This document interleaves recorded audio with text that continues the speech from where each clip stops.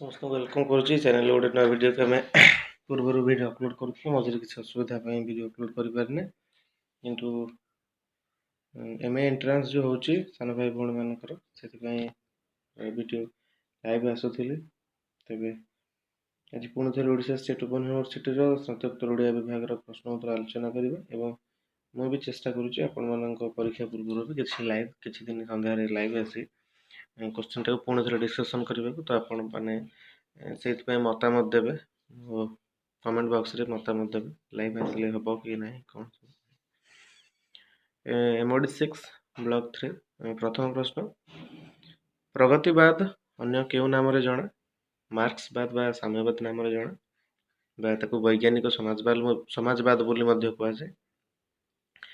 ମାର୍କ୍ସୀୟ ତତ୍ତ୍ୱ କାହାର ମିଳିତ ରୂପ ଅଟେ? ଦର୍ଶନ, ରାଜନୀତି ଏବଂ ଅର୍ଥନୀତିର ମିଳିତ ରୂପ ଅଟେ। ମାର୍କ୍ସବାଦର ମୂଳ ଲକ୍ଷ୍ୟ କ'ଣ ଥିଲା? ଶୋଷଣ ବିହୀନ ସାମ୍ୟବାଦ ସମାଜ ଗଠନ ଥିଲା ତାର ମୂଳ ଲକ୍ଷ୍ୟ। ଦାର୍ଶନିକ କାର୍ଲ ମାର୍କ୍ସ କେବେ ଓ କେଉଁଠାରେ ଜନ୍ମଗ୍ରହଣ କରିଥିଲେ? 1818 ମସିହାରେ ଜର୍ମାନର ଟ୍ରିୟର ସହରରେ ସେ ଜନ୍ମଗ୍ରହଣ କରିଥିଲେ। ମାର୍କ୍ସ କେବେ ଓ କେଉଁ ବିଶ୍ୱବିଦ୍ୟାଳୟରୁ ଦର୍ଶନ ଶାସ୍ତ୍ରରେ ଡକ୍ଟରେଟ୍ ଉପାଧି ଲାଭ କରିଥିଲେ? ସେଠି ହେଉଛି 1841 ଜେନା ବିଶ୍ୱବିଦ୍ୟାଳୟରୁ। ଏବଂ କାର୍ଲ ମାର୍କ୍ସଙ୍କୁ କାହାର ମତବାଦ ପ୍ରଭାବିତ କରିଥିଲା? ହେଗେଲଙ୍କ ଦାର୍ଶନିକ ମତବାଦ ପ୍ରଭାବିତ କରିଥିଲା। ଏବଂ ଆତ୍ମାର ବିକାଶ ହେଉଛି ଏକ ଗୁରୁତ୍ୱପୂର୍ଣ୍ଣ ପ୍ରସଙ୍ଗ, ଏଟା କାହାର ଯୁକ୍ତି ଥିଲା? ହେଗେଲଙ୍କର ଯୁକ୍ତି ଥିଲା।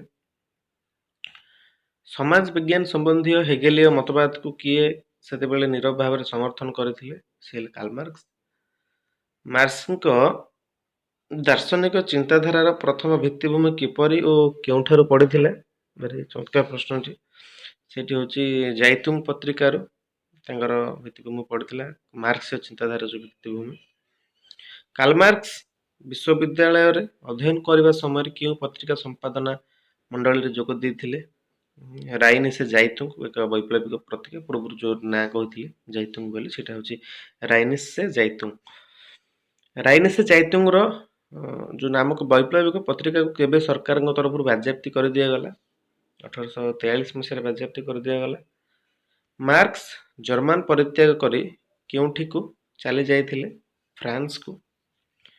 ଫ୍ରାନ୍ସରେ ମାର୍କ୍ସ କାହା ସହିତ ନିବିଡ଼ ସଂସ୍ପର୍ଶରେ ଆସିବାର ସୁଯୋଗ ପାଇଥିଲେ? ଏଙ୍ଗେଲ୍ସ, ଜଣେ ସମାଜବାଦୀ ଲେଖକ, ତାଙ୍କ ସହିତ ଆସିବାର ସେ ସୁଯୋଗ ପାଇଥିଲେ। ମାର୍କ୍ସଙ୍କ ଜୀବନୀ କିଏ ରଚନା କରିଥିଲେ? ଇ ଷ୍ଟେପାନେଭ ତାକୁ ରଚନା କରିଥିଲେ। 15 ନମ୍ବର ପ୍ରଶ୍ନ, କେଉଁ ପୁସ୍ତକରେ ଏଞ୍ଜେଲ୍ସ ନିବିଡ଼ ବନ୍ଧୁତ୍ୱ ସମ୍ପର୍କରେ ଲେନିନ୍ ମତ ପ୍ରଦାନ କରିବାକୁ ଯାଇ କହିଥିଲେ ଯେ ଯେଉଁ ଦୁହିଁଙ୍କର ପାରସ୍ପରିକ ସମ୍ବନ୍ଧ ପ୍ରାଚୀନ କାଳରେ ମାନବିକ ବନ୍ଧୁତ୍ୱ ସମ୍ପର୍କରେ ଲିଖିତ ବହୁ ମନୋଜ୍ଞ କାହାଣୀକୁ ମଧ୍ୟ ବଳି ଦିଆଯାଇପାରେ, ଏଇଟା କହିଥିଲେ। ମାର୍କ୍ସଙ୍କ ଜୀବନୀରେ କୁହାଯାଇଛି ଷ୍ଟେପାନେଭଙ୍କ ଦ୍ୱାରା ଯେଉଁ ମାର୍କ୍ସଙ୍କ ଜୀବନୀଟି ଲେଖାଯାଇଛି ସେଇଥିରେ ଏଇ ଜିନିଷଟି କୁହାଯାଇଛି ନା କ'ଣ, ଯେଉଁ ଦୁହିଁଙ୍କର ପାରସ୍ପରିକ ସମ୍ବନ୍ଧ ପ୍ରାଚୀନ କାଳରେ ମାନବିକ ବନ୍ଧୁତ୍ୱ ସମ୍ପର୍କରେ ଲିଖିତ ବହୁ ମନୋଜ୍ଞ କାହାଣୀକୁ ମଧ୍ୟ ବଳି ଦେଇପାରେ। ମାର୍କ୍ସ ଓ ଏଙ୍ଗେଲ୍ସଙ୍କ ଚିନ୍ତାଧାରାର ସମ୍ମିଳିତ ରୂପରେ କ'ଣ ପ୍ରକାଶ ପାଇଥିଲା? Holy family, critique of critical criticism. ମାର୍କ୍ସଙ୍କୁ ବିପ୍ଳବୀ ଭାବରେ ଅଭିଯୁକ୍ତ କରାଯାଇ କେଉଁଠାକୁ ନିର୍ବାସିତ କରାଗଲା?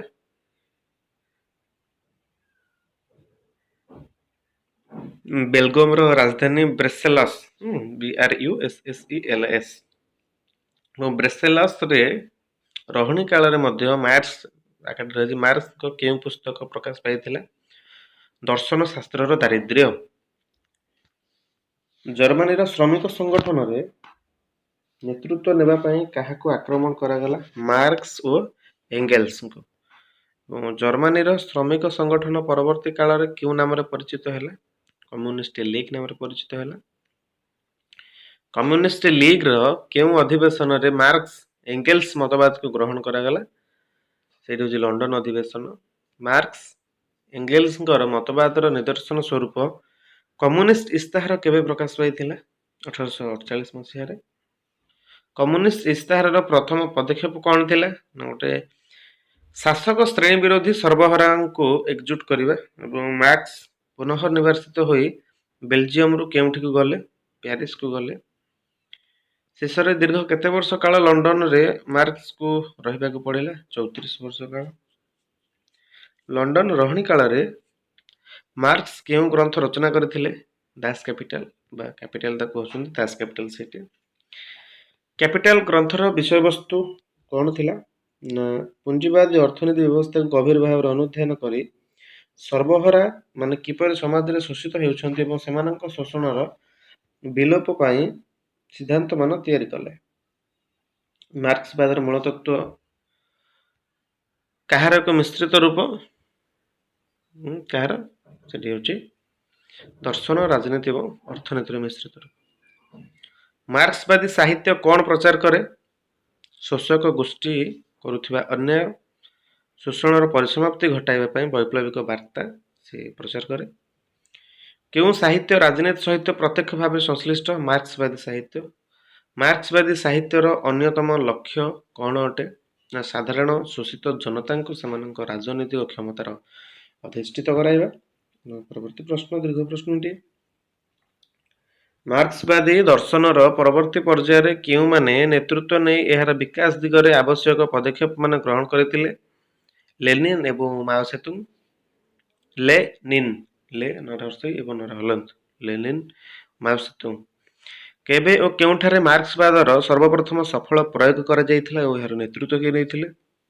ପ୍ରଥମେ 1917ରେ ଏବଂ ସୋଭିଏତ ରୁଷର ଲେନିନ୍ ତାକୁ ନେଇଥିଲେ। ରୁଷ ଦେଶ ପ୍ରଥମେ କେଉଁମାନଙ୍କ ଦ୍ୱାରା ଶାସନାଧୀନ ଥିଲା? ଜାର୍ ମାନଙ୍କ ଦ୍ୱାରା ଶାସନାଧୀନ ଥିଲା। ଜାର୍ ସାମ୍ରାଜ୍ୟର ପତନ ପାଇଁ ରୁଷ ଦେଶରେ ସାଧାରଣ ନିରୀହ ଶ୍ରମଜୀବୀ କେଉଁ ଦଳ କାହା ନେତୃତ୍ୱରେ ଗଠନ ହୋଇଥିଲା? ଦଳଟି ହେଉଛି ବଲସେବିକ୍ ପାର୍ଟି, ଯୋଉଟାକି ଲେନିନ୍ଙ୍କ ଦ୍ୱାରା ତିଆରି ହେଇଥିଲା। ସେଠି ହେଉଛି କ'ଣ ନା ବଲସେବିକ୍। କେବେ ମାର୍କ୍ସବାଦର ପ୍ରଭାବ ଚୀନରେ ମଧ୍ୟ ଅନୁଭୂତ ହେବାକୁ ଲାଗିଲା? ଏହାକୁ କିଏ ରୂପ ଦେଇଥିଲେ? ଏହାକୁ ମାଓ ସେତୁଙ୍ଗ ରୂପ ଦେଇଥିଲେ। ଯୋଉ କେବେ ସେଠି ହେଉଛି 1939 ମସିହା, 49 ମସିହା। କାହା ମତରେ ସାହିତ୍ୟ ଜନତାଙ୍କ ପାଇଁ, ଜନତାଙ୍କ ଉଦ୍ଦେଶ୍ୟରେ ରଚିତ ହେବା ଆବଶ୍ୟକ? ସେଠି ହେଉଛି ମାଓ ସେତୁଙ୍ଗ। ମାର୍କ୍ସବାଦ ତତ୍ତ୍ୱକୁ ବିଂଶ ଶତାବ୍ଦୀ ବେଳକୁ ପୃଥିବୀର ପ୍ରାୟ କେତେ ଭାଗ ରାଷ୍ଟ୍ର ଆପଣେଇ ନେଇଥିଲେ? ସେଠି ହେଉଛି 1/3। କାର୍ଲ ମାର୍କ୍ସ ସର୍ବଦା କାହା ଉପରେ ଗୁରୁତ୍ୱାରୋପ କରୁଥିଲେ? ଐତିହାସିକ ବସ୍ତୁବାଦ ଉପରେ। ପ୍ରକୃତ ମୂଲ୍ୟ ମଧ୍ୟରୁ ଶ୍ରମିକର ପାରିଶ୍ରମିକ ମୂଲ୍ୟକୁ ବାଦ୍ ଦେଲେ ଯାହା ବଳକା ରହେ ତାହାକୁ କ'ଣ କୁହାଯାଏ? ତାକୁ ଉଦ୍ବୃଦ୍ଧ ମୂଲ୍ୟ ବା ସାଧାରଣ ଭାଷାରେ ଲାଭାଂଶ ବୋଲି କୁହାଯାଏ। ସମାଜବାଦୀ ଗୋଷ୍ଠୀ ପରେ କେଉଁ ଗୋଷ୍ଠୀର ଆବିର୍ଭାବ ହେଲା? ପୁଞ୍ଜିବାଦୀ ଗୋଷ୍ଠୀର ଆବିର୍ଭାବ ହେଲା। ପୁଞ୍ଜିପତି ଓ ସର୍ବହରା ଗୋଷ୍ଠୀ ମଧ୍ୟରେ ଚାଲିଥିବା ସଂଘର୍ଷର ଅନ୍ୟ ନାମଟି କ'ଣ ଥିଲା? ଶ୍ରେଣୀ ସଂଘର୍ଷ ଥିଲା। ସର୍ବହରା ଓ ବୁର୍ଜୁଆ ମଧ୍ୟରେ ସମ୍ପର୍କ କେବଳ ପଇସାର ସମ୍ପର୍କ। ବୁର୍ଜୁଆ ସର୍ବହରା ମିହନ୍ତର ମୂଲ୍ୟ ଶସ୍ତା ହୋଇଯାଏ। ମୂଲ୍ୟା ଅଭାବ ପଡ଼ିଲେ ସର୍ବହରା ବେଶୀ ମଜୁରୀ ଦାବି କରି ବସେ। ଏହି ଭିଡ଼ା ଉଟ୍ରାକୁ ଶ୍ରେଣୀ ସଂଘର୍ଷ କୁହାଯାଏ। ଶ୍ରେଣୀ ସଂଘର୍ଷର ସଂଜ୍ଞା ନିରୂପଣ କରିବାକୁ ଯାଇ କିଏ ଏପରି ମତବ୍ୟକ୍ତ କରିଛନ୍ତି? ସେ ହେଲେ ରଘୁନାଥ ଦାସ।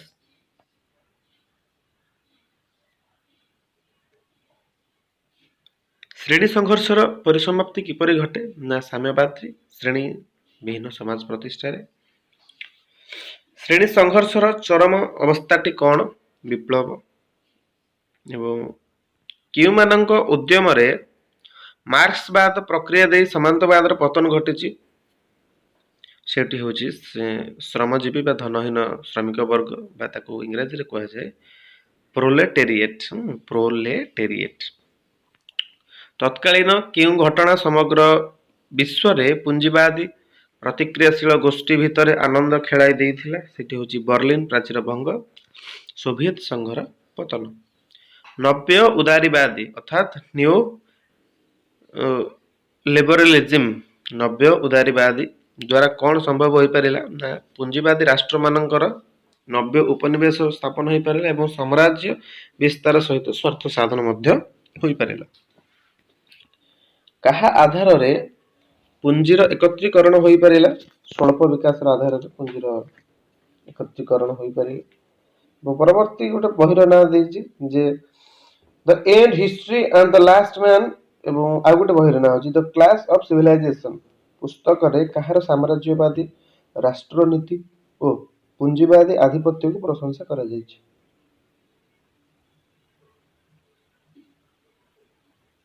ତାର ଉତ୍ତର ହେଉଛି ଆମେରିକା। ଉନ୍ମୁକ୍ତ ବିଶ୍ୱ ବଜାର ପୁଞ୍ଜିବାଦୀ ଅର୍ଥନୀତିକୁ ସଫଳତାର ଶୀର୍ଷରେ ପହଞ୍ଚାଇବ, ଏ କଥା ଉପରେ କିଏ ଗୁରୁତ୍ୱ ଦେଇଛନ୍ତି? ଫୁକୁୟାମା ଏହା ଉପରେ ଗୁରୁତ୍ୱ ଦେଇଛନ୍ତି। ଫୁକୁୟାମା, ଫ୍ରାନ୍ସିସ୍ ଫୁକୁୟାମା। ମୁକ୍ତ ବଜାର ଅର୍ଥନୀତି ସହିତ ସୂଚନା ଓ ପ୍ରଯୁକ୍ତି ବିଦ୍ୟାର ପ୍ରଚାର ଓ ପ୍ରସାରକୁ କିଏ ପ୍ରଗତିର ଆଖ୍ୟା ଦେଇଛନ୍ତି? ସିଏ ହେଲେ ମଧ୍ୟ ଫୁକୁୟାମା। ଦର୍ଶନ କ୍ଷେତ୍ରରେ କେତୋଟି ଦିଗ ରହିଛି, ତାହା କଣ କଣ? ଦୁଇଟି ଦିଗ ରହିଛି, ଗୋଟିଏ ହେଉଛି ବସ୍ତୁ ଏବଂ ଆଉ ଗୋଟିଏ ହେଉଛି ଚେତନା। ଦାର୍ଶନିକ ମାନେ କେତେ ପ୍ରକାର ଗୋଷ୍ଠୀ ତିଆରି କରିଛନ୍ତି? ଦୁଇ ପ୍ରକାର, ଗୋଟିଏ ହେଉଛି ଭାବବାଦୀ ଏବଂ ଅନ୍ୟଟି ହେଉଛି ବସ୍ତୁବାଦୀ। ବସ୍ତୁବାଦୀ ମାନଙ୍କ ମତରେ କଣ ଆଗ କଣ ପଛ? ବସ୍ତୁ ଆଗ ଏବଂ ଚେତନା ପଛ। ଯେଉଁମାନେ ବିଚାର କରନ୍ତି ଚେତନା ହେଉଛି ଆଗ, ମଣିଷ ତାର ଚିନ୍ତା ଚେତନା ବଳରେ ପ୍ରକୃତିକୁ ସୃଷ୍ଟି କରିଛି ଓ ତାକୁ ନିଜ ନିୟନ୍ତ୍ରଣରେ ରଖିପାରିଛି, ସେମାନେ କେଉଁ ଚିନ୍ତାଧାରାରେ ଅନ୍ତର୍ଭୁକ୍ତ? ସେମାନେ ଭାବବାଦୀ ଚିନ୍ତାଧାରାରେ ଅନ୍ତର୍ଭୁକ୍ତ। ଭାବବାଦୀ ମାନଙ୍କ ସମ୍ପର୍କରେ ମତବ୍ୟକ୍ତ କରିବାକୁ ଯାଇ କିଏ କହିଛନ୍ତି ଯେ ଏହା ଏକ ଭ୍ରାନ୍ତ ଆଉ ଏଡେଇ ଯିବାର ଲଜ୍ଜାକର କୌଶଳ? କିଏ କହିଛନ୍ତି? ଲେନିନ୍ କହିଛନ୍ତି। ପରବର୍ତ୍ତୀ ପ୍ରଶ୍ନ, ବସ୍ତୁବାଦ ଓ ଭାବବାଦ ଯଥାକ୍ରମେ କେଉଁ ଧାରଣା ଉପରେ ପର୍ଯ୍ୟବେସିତ? ସେଠି ହେଉଛି ବୈଜ୍ଞାନିକ ଏବଂ ଆଧ୍ୟାତ୍ମିକ ଧାରଣା ଉପରେ ପର୍ଯ୍ୟବେସିତ। ଦାର୍ଶନିକ ମାର୍କ୍ସଙ୍କ ମତରେ ମଣିଷର ମନ କାହାର ସ୍ରଷ୍ଟା ନୁହେଁ? ବସ୍ତୁ ବା ପ୍ରକୃତିର ସ୍ରଷ୍ଟା ନୁହେଁ। ବ୍ୟବସ୍ଥାରେ ପରିବର୍ତ୍ତନ ଦେଖାଯିବାକୁ ସମାଜ ମଧ୍ୟରେ କେତୋଟି ଗୋଷ୍ଠୀର ଆବିର୍ଭାବ ଘଟିଲା? ଦୁଇଟି, ଗୋଟେ ହେଉଛି ଶୋଷକ ଏବଂ ଅନ୍ୟଟି ହେଉଛି ଶୋଷିତ, ଏବଂ ତାକୁ ଅନ୍ୟ ଅର୍ଥରେ କହିଲେ ଧନୀ ଏବଂ ନିର୍ଧନୀ ବା ନିର୍ଧନ। ମାର୍କ୍ସବାଦୀ ଚିନ୍ତାଧାରା ଅନୁଯାୟୀ ଆମେ ସମାଜ କେତେ ଭାଗରେ ବିଭକ୍ତ ଓ କଣ କଣ? ଦୁଇ ଭାଗରେ, ଗୋଟିଏ ହେଉଛି ଶୋଷକ ଗୋଷ୍ଠୀ ଏବଂ ଅନ୍ୟଟି ହେଉଛି ଶୋଷିତ ଗୋଷ୍ଠୀ। ଆଧୁନିକ ସାମ୍ୟବାଦ ବା ବୈଜ୍ଞାନିକ ସମାଜବାଦ କେଉଁ ନାମରେ ପରିଚିତ? ମାର୍କ୍ସବାଦ ନାମରେ ପରିଚିତ। ପୂର୍ବରୁ ଆମେ এই ଜିନିଷଟି ମଧ୍ୟ ଆଲୋଚନା କରିଥିଲେ। ମାର୍କ୍ସବାଦ ସାହିତ୍ୟର ଆଭିମୁଖ୍ୟ କଣ? ଜୀବନ ପାଇଁ କଳା ଓ ଉପଯୋଗିତାକୁ ପ୍ରାଧାନ୍ୟ ଦେବା। ମାର୍କ୍ସ କାହାକୁ ଭଲ ପାଉଥିଲେ? ଜଗତ ଓ ଜୀବନକୁ ଭଲ ପାଉଥିଲେ। ଜଗତକୁ ବୁଝିବା ଦାର୍ଶନିକର କାର୍ଯ୍ୟ ନୁହେଁ, ପରନ୍ତୁ ଜଗତକୁ ପରିବର୍ତ୍ତନ କରିବାରେ ଦାର୍ଶନିକର ଗୁରୁ ଦାୟିତ୍ୱ ବିଦ୍ୟମାନ। ଏକଥା କିଏ କହିଥିଲେ? ମାର୍କ୍ସ କହିଥିଲେ।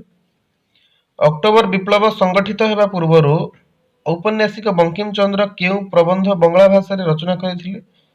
ସାମ୍ୟ। ଏବଂ ଜାତୀୟ ମୁକ୍ତି ଆନ୍ଦୋଳନର ପ୍ରଧାନ କେନ୍ଦ୍ରସ୍ଥଳୀ କେଉଁଠି? ବଙ୍ଗପ୍ରଦେଶ। କିଏ ଓ କେବେ? କିଏ? ନା ଶଶୀପତ ବାନାର୍ଜୀ। 1872 ମସିହାରେ କଣ କରିଥିଲେ? ନା ଶ୍ରମିକ ଶ୍ରେଣୀର ଉତ୍ଥାନ ପାଇଁ ଶ୍ରମଜୀବୀ ସଂଘ ନାମକ ଏକ ସଂଗଠନ ତିଆରି କରିଥିଲେ।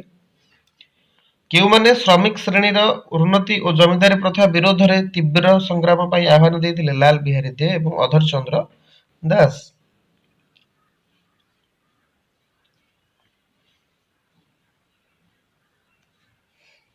ଊନବିଂଶ ଶତାବ୍ଦୀର ଶେଷ ଆଡକୁ କେଉଁ ପ୍ରତିଷ୍ଠିତ ବ୍ୟକ୍ତିମାନେ ପ୍ରଗତିବାଦୀ ଚିନ୍ତା ଚେତନା ସମ୍ବନ୍ଧରେ ନିଜର ମତାମତ ପୋଷଣ କରିଥିଲେ? ସେ ହେଲେ କବିଗୁରୁ ରବୀନ୍ଦ୍ରନାଥ ଏବଂ ବିବେକାନନ୍ଦ। କାଜୀ ନଜରୁଲ ଇସଲାମଙ୍କ ଦ୍ୱାରା ରଚିତ କେଉଁ କବିତା ଗୁଡ଼ିକ ସୁଖ୍ୟାତି ଅର୍ଜନ କରିଥିଲା? ଗୋଟେ ହେଉଛି ପ୍ରଳୟ ଉଲ୍ଲାସ ଏବଂ ଆଉ ଗୋଟେ ହେଉଛି ବିରୋଧୀ। କାଜୀ ନଜରୁଲ ଇସଲାମ କବିତା ରଚନା ବ୍ୟତୀତ କେଉଁ ପତ୍ରିକା ସମ୍ପାଦନା ଦାୟିତ୍ୱ ନେଇଥିଲେ? ଧୂମକେତୁ ଓ ଲାଙ୍ଗଲ। ନଜରୁଲଙ୍କ ରଚିତ କେଉଁ ପଦ୍ୟଟି ତତ୍କାଳୀନ ସମୟରେ କୃଷକ ସଂଗଠନକୁ ବେଶ ଉତ୍ସାହିତ କରୁଥିଲା? ଉଠରେ ଚାଷୀ ଜଗତ ଧୀରେ କଷେ ଲାଙ୍ଗଲ। ଲଙ୍ଗଳ କ୍ଷେତ୍ରୀୟ ବୋଧେ। ପରବର୍ତ୍ତୀ ପ୍ରଶ୍ନ ଆଡେ ଆମେ ଯିବା। ବହୁ ସଂଖ୍ୟକ ସାହିତ୍ୟିକ ବୈପ୍ଳବିକ ଚିନ୍ତାଧାରାକୁ ନେଇ ସାହିତ୍ୟ ସୃଷ୍ଟି ସ୍ରଷ୍ଟାଙ୍କ ମଧ୍ୟରୁ କେଉଁମାନେ ପ୍ରମୁଖ ଥିଲେ? ବିଷ୍ଣୁ ଦେ, ସମର ସେନ, ସୁଭାଷ ମୁଖୋପାଧ୍ୟାୟ, ସୁଜାତା ଭଟ୍ଟାଚାର୍ଯ୍ୟ, ଅମିତାଭ ଚାଟାର୍ଜୀ, ଶଙ୍ଖ ଘୋଷ, ଏମାନେ ସବୁ ପ୍ରମୁଖ ଥିଲେ। ତେବେ ମାର୍କ୍ସବାଦୀ ତତ୍ତ୍ୱକୁ ନେଇ ହିନ୍ଦୀ ଭାଷାରେ प्रथम पुस्तकटी कौन केबे किए रचना करथिले? प्रथम पुस्तकटी साम्यवाद रचना करथिले शिवनारायण मिश्र दैत्य। एवं साम्यवाद पुस्तक रचना पूर्व गया प्रसाद शुक्ल केउं कविता रचना करथिले? सनेही बेले कोड कविता रचना करथिले एवं तांकर अन्य कविता मध्ये दुईटर ना एठी देछि आपण माने पढि नै परिबे। कवि गया प्रसाद कवि देवीदत्त मिश्रଙ୍କ सह केउं माने स्वर मिलाई कविता मान थिले? ସେମାନେ कवि चेतन शर्मा एवं शिवदास गुप्त और अयोध्या सिंह उपाध्याय। परवर्ती प्रश्न हिंदी साहित्य रे मार्क्सवादी चिंता चेतनार परिपक्व काल केते होइथिला? 1930 ରୁ 1936। प्रगतिवादी चिंताधारा को नहीं प्रेमचंद कौन रचना करथिले? साम्यवाद क्यों बोली रचना करथिले गोटे बही। उर्दू साहित्यिक मानक मध्यरु कहा उद्यम द्वारा सर्वभारतीय स्तर में प्रगतिशील चिंता चेतना प्रसार लाभ करथिला? सेठी होची हसरत एवं श्रीनिवास राव। परवर्ती प्रश्न मार्क्सवादर सृष्टि पूर्व केउं राष्ट्रर जनसाधारण केउं विषय रे पारदर्शिता अर्जन करथिले? सेठी होची जर्मन माने एवं कहा उपरे ना दर्शन क्षेत्र रे इंग्लैंड रो अधिवासी माने। परवर्ती प्रश्न ओडिशा रे प्रगतिशील चिंता दर्शन उन्मेष कहा माध्यम रे आसीथिले? नवजुग साहित्य संसद माध्यम रे आसीथिले। नवजुग साहित्य संसद पूर्व केबे समाज रे ओडिशा रे प्रगतिशील चिंताधारा संपर्कित दुईटी विवरणी प्रकाश पाइथिला समाज रे माने जो पत्रिका थिला सेठी होची केबे 1924 मसिया रे। सोवियत रूसिया रे सोवियत सरकार प्रतिष्ठा और प्रधान परिचालक किए थिले? लेनिन। एवं भारतीय कम्युनिस्ट पार्टी रो प्रथम सम्मेलन केबे अनुष्ठित होइथिला? 1925 रो शेष आडकु। एवं परवर्ती प्रश्न अछि 1930 मसिया पूर्व कलिकता ठारे कार्यरत श्रमिक मानक एकत्रित करी गोपबंधु केउं अनुष्ठान गठन करथिले? ए संपर्क रे केउं पत्रिका रे प्रकाशित होइथिला? बहुत पत्रिका रे ना कह जायछि कलिकता श्रमिक मंडली रे कलिकता ओडिया समाज रो डगर पत्रिका रे जिनस प्रकाश होइथिला। कलिकता श्रमिक मंडली और कलिकता ओडिया समाज कलिकता रे दीर्घ केते वर्ष काल सक्रिय होई रहिथिले? 6 वर्ष काल। भारत रे प्रगतिशील युवक दल कांग्रेस सोशलिस्ट पार्टी केबे गठन होइथिला? 1934 एवं 35 मसिया रे। एवं कांग्रेस सोशलिस्ट पार्टी जो ओडिशा शासन जो माने मुख्य थिले सेमानक ना एठी कहै जायछि श्रीयुक्त नवकृष्ण चौधरी, मालती चौधरी, गुरुचरण पट्टनायक, प्राणनाथ पट्टनायक, भगवत चरण पाणिग्राही एवं अनंत पट्टनायक। उत्कल कांग्रेस साम्यवाद कर्मी संघ केबे गठित होइथिला? 1934 मसिया फेब्रुआरी मासरे। केउं पत्रिका वामपंथी चिंताधारार सार्थक सारथी तथा उत्कल कांग्रेस साम्यवादी कर्मी संघर मुखपात्र थिला? सारथी पत्रिकार ना। एवं केबे कांग्रेस साम्यवाद कर्मी संघ निखिल भारत कांग्रेस सोशलिस्ट पार्टी रो एक शाखा रूपे कार्य करिथिला? 1934 मे मास 19 तारिख दिन। नवजुग साहित्य संसद रो मुखपत्र कोन थिला? आधुनिक। नवजुग साहित्य संसद प्रथम अधिवेशन पाई किए उद्बोधन संगीत लिखिथिले ओ किए कंठदान करिथिले? उद्बोधन संगीत लिखिथिले कवि अनंत पट्टनायक एवं कंठदान करिथिले मालती चौधरी। नवजुग साहित्य संसद प्रथम दिन अधिवेशन रे सभापतित्व करिथिले किए? ना कालंदी चरण पाणिग्राही। एवं परवर्ती प्रश्न नवजुग साहित्य संसद अन्यान्य दिन मानकरे क्यों मैंने सभापतित्व करथिले? जेमति हरिबंधु महांती, लक्ष्मीनारायण साहू, श्री हरिहर महापात्र, साहित्य विभाग, दर्शन विभाग एवं शिक्षक लेखा देछि ना बाकरे तांगर। एवं परवर्ती प्रश्न अछि कवि रघुनाथ दासଙ୍କ कविता संपर्क रे अछि अगस्त 15 आभा बेला स्फुलिंग जल तुमे सब देखि परथिबे सब पढी वीडियो दीर्घ करिया पाए म चाहुनी। सच्चिदानंद राउतराय केबे केउठार जन्म ग्रहण करथिले? 1916 मसिया मे मासरे खोर्धा जिला गुरुजंग ग्राम रे। कवि सच्चिदानंद राउतराय केबे कलिकता रे आईए पढुथिले? 1936 मसिया रे। 1936 मसिया रे आ कोन हेतिला टिके कमेंट बॉक्स रे जणाओ। कवि सच्चिदानंद राउतराय केउ पत्रिका सहित निविड़ा संस्पर्श रे आसी पारथिले? गोटे होची नवजुग साहित्य संसद 1935 मसिया रे एवं गोटे होची आधुनिक 1936 मसिया मे मास रे।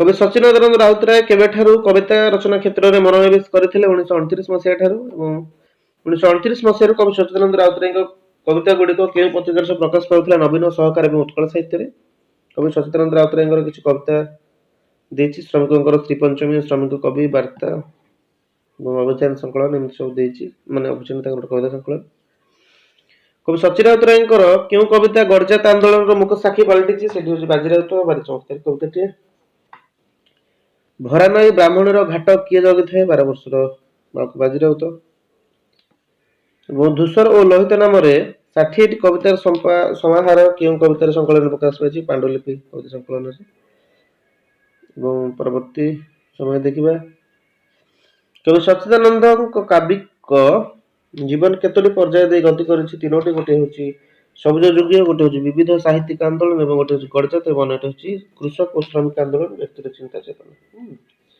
କବି ଅନନ୍ତ ପଟ୍ଟନାୟକ କେବେ କେଉଁଠାରେ ଜନ୍ମଗ୍ରହଣ କରିଥିଲେ ସେ ପୁରୀ ଜିଲ୍ଲାର ଚଣାହାଟି ଗ୍ରାମରେ ଜନ୍ମଗ୍ରହଣ କରିଥିଲେ 1912 ମସିହା ଜୁନ ମାସ 12 ତାରିଖରେ କବି ଅନନ୍ତ ପଟ୍ଟନାୟକଙ୍କ ବାପା ବୋଉଙ୍କ ନାମ କଣ ଥିଲା ବି ଏଥିରେ ଲେଖା ହେଇଛି ଥିଲା ଜୟକୃଷ୍ଣ ପଟ୍ଟନାୟକ ଏବଂ ମହାଦେଇ ଅନନ୍ତଙ୍କ ଦାଦାଙ୍କ ନାମ କଣ ସେ କଣ ଥିଲେ ଅନନ୍ତଙ୍କ ଦାଦାଙ୍କ ନାମ ହେଉଛି କୃଷ୍ଣ ମୋହନ ପଟ୍ଟନାୟକ ସେ ଜଣେ ନାମଜାଦା ସ୍ୱାଧୀନତା ସଂଗ୍ରାମୀ ଥିଲେ ଏବଂ କବି ମଧ୍ୟ ଥିଲେ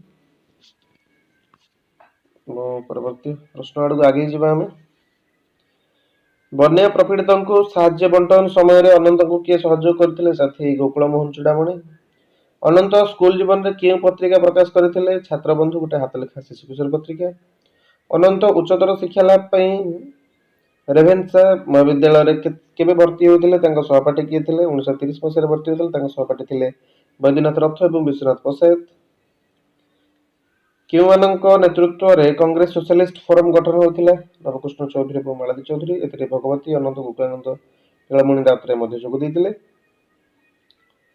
ନବଭାରତ ପତ୍ରିକାରେ ଅନନ୍ତଙ୍କ କେଉଁ କବିତା କେବେ ଆତ୍ମପ୍ରକାଶ କରିଥିଲା ସମାଧାନ ଏବଂ ଦେବତା ନାହିଁ ଭୁବନ ବନେ ଏବଂ ଅନନ୍ତ ପଟ୍ଟନାୟକ ଆଇନ ମହାବିଦ୍ୟାଳୟରେ ଯୋଗ ଦେବା ପରେ ତାଙ୍କ ନେତୃତ୍ୱରେ କଣ ଗଠନ ହୋଇଥିଲା ଛାତ୍ର ସଂଘ ଗଠନ ହୋଇଥିଲା 1935 ମସିହାରେ ସ୍ପେନରେ କମ୍ୟୁନିଷ୍ଟ ମାନେ ତତ୍କାଳୀନ ଫ୍ରାଙ୍କେ ସରକାର ବିରୁଦ୍ଧରେ କେବେ ଗୃହ ଯୁଦ୍ଧ ଆରମ୍ଭ କରିଥିଲେ 1935 ମସିହାରେ ପରବର୍ତ୍ତୀ ପ୍ରଶ୍ନ ଆଡକୁ ଆମେ ଆଗେଇ ଯିବା କଟକ କେବେ ଏକ ବିରାଟ କୃଷକ ସମ୍ମିଳନୀ ହୋଇଥିଲା 1936ରେ ପରବର୍ତ୍ତୀ ପ୍ରଶ୍ନ କେବେଠାରୁ କବି ରଘୁନାଥ ଦାସଙ୍କ କବିତା ବିଭିନ୍ନ ପତ୍ରପତ୍ରିକାର ପୃଷ୍ଠାମଣ୍ଡନ କରୁଥିଲା 1938-39 ମସିହା ବେଳକୁ ରଘୁନାଥ ଦାସ କେଉଁ ଆନ୍ଦୋଳନରେ ଯୋଗ ଦେଇ 1 ମାସ ଜେଲ ଦଣ୍ଡ ଭୋଗିଥିଲେ ଲବଣ ସତ୍ୟାଗ୍ରହରେ ରଘୁନାଥ ଦାସ ଅଗଷ୍ଟ 15 କବିତାଟି କେତେ ଭାଗରେ ରଚିତ 3 ଭାଗରେ ଅଗଷ୍ଟ 15 1947 ଅଗଷ୍ଟ 15 1948 ଅଗଷ୍ଟ 15 1949 ଏବଂ ପରବର୍ତ୍ତୀ ପ୍ରଶ୍ନ ଆଧୁନିକ ଓଡ଼ିଆ କବିତା କ୍ଷେତ୍ରରେ ବାଜିରାଉତ ପରେ କେଉଁ କବିତାଟି ଦ୍ୱିତୀୟ ଦୀର୍ଘ କବିତା ରୂପେ ମାନ୍ୟତା ପାଇଛି ଅଗଷ୍ଟ 15 ରଘୁନାଥ ଦାସଙ୍କର ପରବର୍ତ୍ତୀ ପ୍ରଶ୍ନ ଜଗନମୋହନ ମିଶ୍ର ଭାରତ ଛାଡ ଆନ୍ଦୋଳନରେ କେବେ ଅଂଶଗ୍ରହଣ କରିଥିଲେ 1942ରେ ମନମୋହନ ମିଶ୍ର ତେଲେଙ୍ଗାନା ଆନ୍ଦୋଳନରେ କେବେ ଅଂଶଗ୍ରହଣ କରିଥିଲେ 1948 ମସିହାରେ ମନମୋହନ ମିଶ୍ର କେଉଁ ପାର୍ଟିର ଜଣେ ସକ୍ରିୟ ସଦସ୍ୟ କିଏ ଥିଲେ କମ୍ୟୁନିଷ୍ଟ ପାର୍ଟିର ଜଣେ ସକ୍ରିୟ ସଦସ୍ୟ ଥିଲେ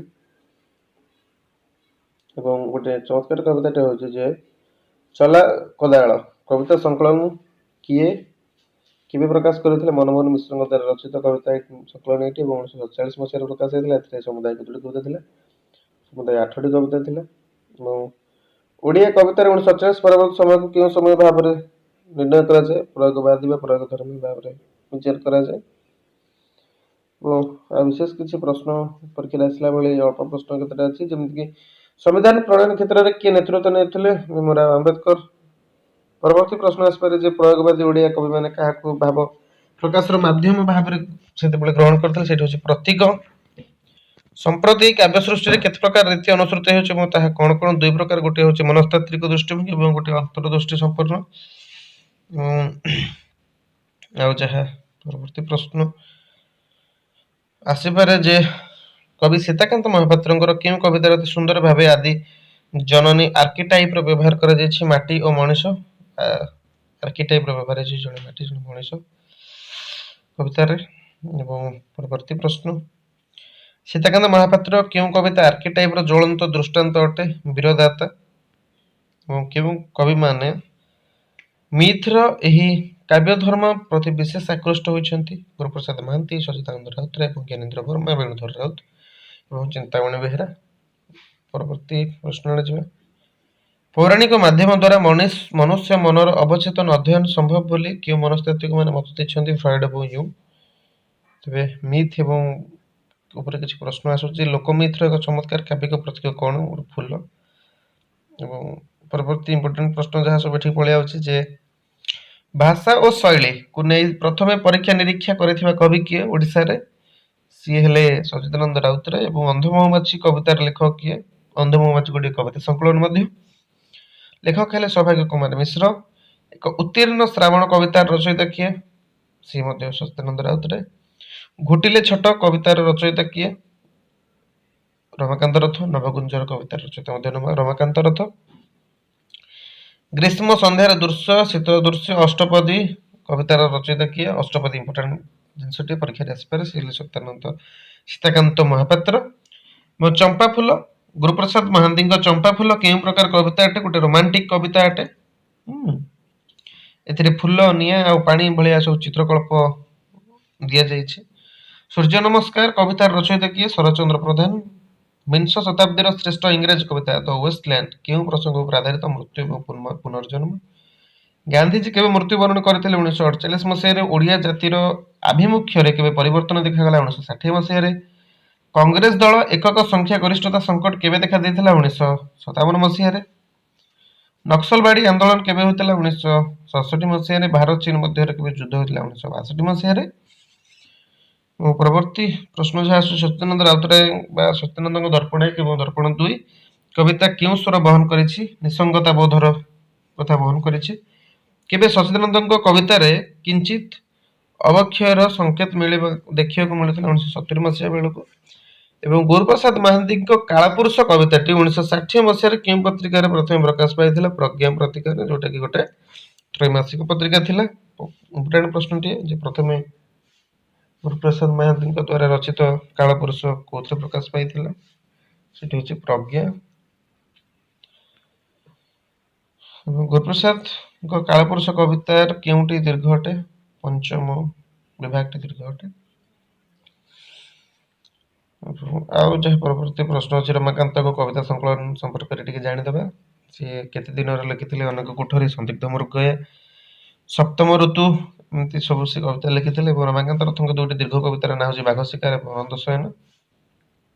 ଏ ଦିଟା ଅନେକ କୋଠରୀ ଯୋଉ ପୁସ୍ତକଟେ ଅଛି ସେଥିରେ ସ୍ଥାନିତ।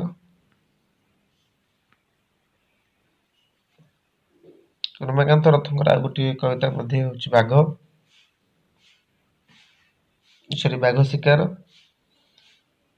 ମୃତ୍ୟୁ ଓ ପ୍ରେମର କବି ଭାବରେ କାହାକୁ ଅଭିହିତ କରାଯାଏ? ରମାକାନ୍ତ ରଥଙ୍କୁ। ସୀତାକାନ୍ତ ମହାପାତ୍ରଙ୍କର କେତୋଟି କବିତା ଗ୍ରନ୍ଥର ନାଁ ଦିଆଯାଇଛି, ଯେମିତିକି ଦୀପ୍ତି ଓ ଦ୍ୟୁତି, ଅଷ୍ଟପଦୀ, ଶବ୍ଦର ଆକାଶ, ସମୁଦ୍ର ଏବଂ ଚିତ୍ର ନଦୀ।